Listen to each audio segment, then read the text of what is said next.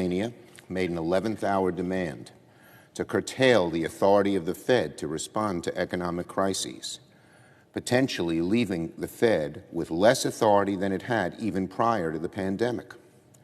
The language in his provision was so broad, the intent seemed to be to sabotage the incoming administration's ability to stabilize the economy and save jobs.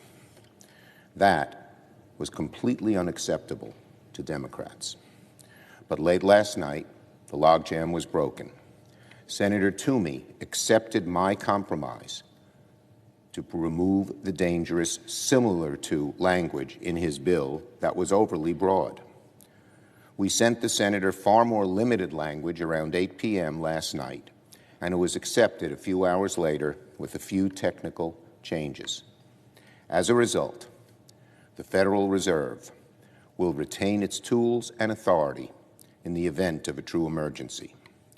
Now, this compromise should not have taken as long as it did, and frankly, it was irresponsible to threaten the entire package with this ideological attempt to limit the Fed and Treasury's powers in an emergency.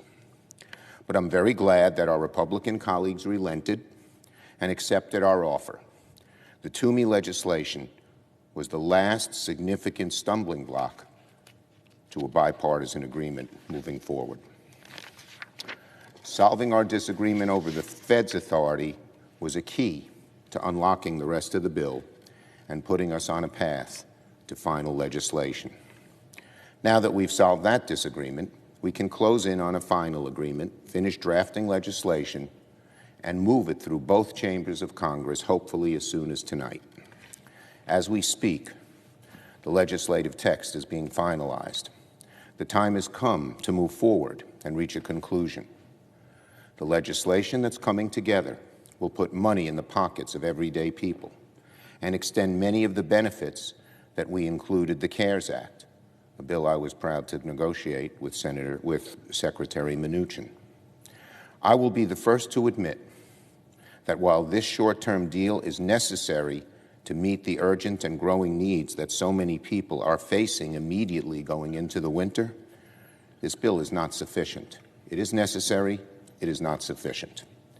Democrats would have liked to provide more relief, especially to state and local governments, and especially to American families on the brink of financial collapse.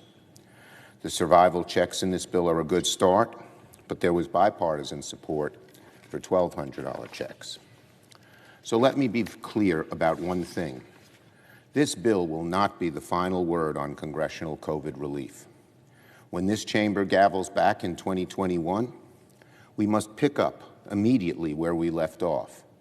We must protect people's jobs, whether they work for a company or a local government, whether they live in blue states or red states, whether they're office employees or teachers, bus drivers and firefighters. Still, the significance of this package should not be underestimated. We will deliver the second largest federal stimulus in our nation's history. Only the CARES Act will have been bigger. This package will give the new president a head start as he prepares to right our ailing economy. And it won't include any provision to limit the legal rights of workers who are put in harm's way. It won't include any provision to gratuitously limit the authority of the Fed.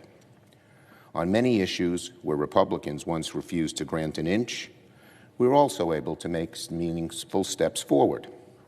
Republicans, in their initial proposal, wanted zero direct payments. They wanted zero unemployment insurance. They wanted zero rent relief. Only a few months ago, the Republican leader admitted that 20 members of his caucus didn't want to approve another dime in spending. Now we're on the verge of passing more than $900 billion. Once an agreement is finalized, I'll have a lot more to say about the contents of the bill and the process it took to achieve it. But for now, I'm happy to report we have surmounted the final largest hurdle and an ending is in sight. Let's get the job done together for the sake of the American people. I yield the floor.